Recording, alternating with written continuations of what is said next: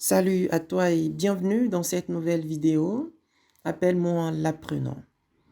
Donc, comme le titre l'indique, apprendre efficacement le cours. Donc, je vais partager quelques règles avec vous ou avec toi. Ces quelques règles doivent être observées pour apprendre et assimiler ton cours.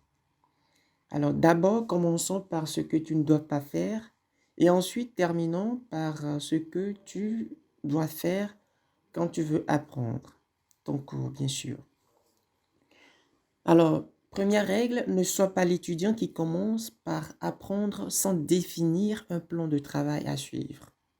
Par exemple, tu prévois étudier telle matière, mais tu n'as pas pris le temps de définir à l'avance le plan ou tu n'as pas pris le temps de définir à l'avance par où commencer ou par où terminer. Et ce n'est pas évident parfois, je le sais, mais tu dois t'efforcer à faire à chaque fois que tu veux apprendre un plan. Donc, c'est ce qu'on appelle la méthode organisationnelle de travail.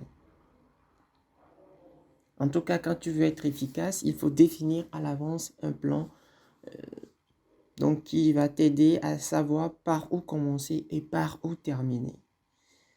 Deuxième règle, ne lis pas mécaniquement. Il ne faut pas lire de façon mécanique. Quand tu lis, même si tu ne comprends pas le sens d'un terme, tu évolues quand même. Là, tu te rends la tâche difficile en faisant cela. Arrête-toi à chaque fois que tu as des difficultés et quand ça ne va pas au niveau de la compréhension, cherche à comprendre avant d'évoluer. Troisième règle, ne sois pas l'étudiant qui ne lit pas le plan du cours avant de commencer à l'étudier.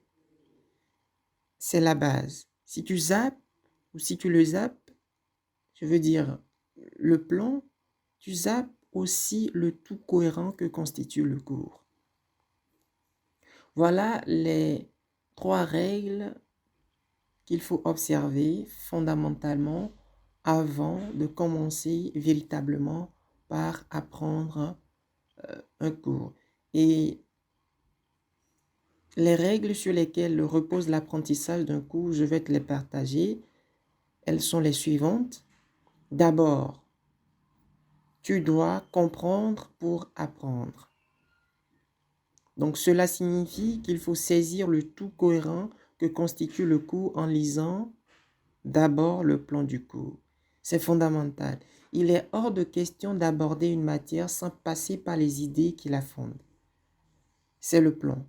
C'est le plan. Il n'y a rien d'autre. En tout cas en droit. Et en le lisant, tu poses les bases pour faciliter la compréhension et aussi en ayant en tête le plan, tu aides ta mémoire à ne pas se perdre. D'accord? Et en dehors de plan de cours, ton travail personnel doit être matérialisé par un plan dans chaque matière.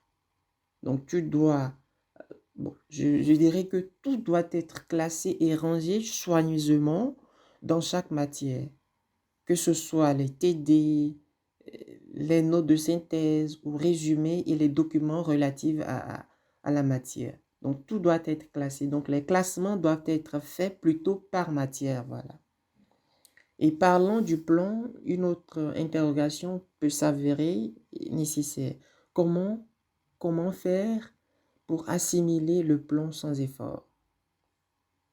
Donc, je vais parler du plan de cours et aussi des plans des matières que tu auras effectué, que tu auras dressé dans chaque matière.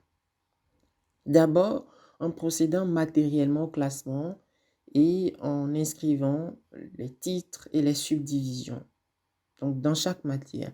Et ensuite, puisque à chaque fois que tu travailles, tu manies tes dossiers, je veux dire les classements que tu as les classements que tu as fait dans chaque matière et les sous-classements également.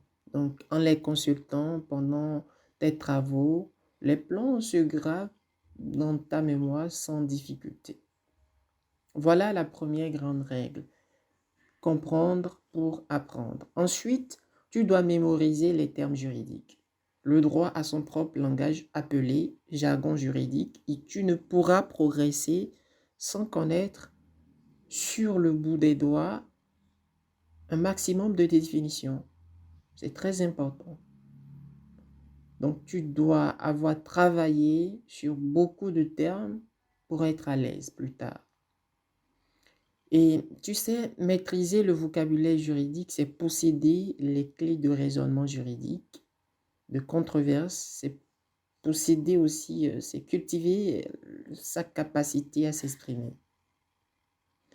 Et cela convoque deux exercices fondamentaux, à savoir apprendre à définir les notions juridiques et apprendre à traduire ces thèmes juridiques ou à traduire en termes juridiques les faits, les actes et les situations de la vie courante. Voilà la seconde règle que tu dois maîtriser. Donc, tu dois mémoriser les termes juridiques. Troisième règle, tu dois laisser les traces de ton travail. Ceci pour dire que tu ne peux pas apprendre sans faire des plans, des fiches, de résumés qui non seulement t'aideront énormément à inscrire et à garder des questions travaillées en mémoire, mais encore te seront précieux pour les révisions en vue de tes partiels ou de tes examens. Donc voilà la seconde règle ainsi présentée. Donc tu dois laisser forcément des traces de ton travail. Voilà, que dire d'autre?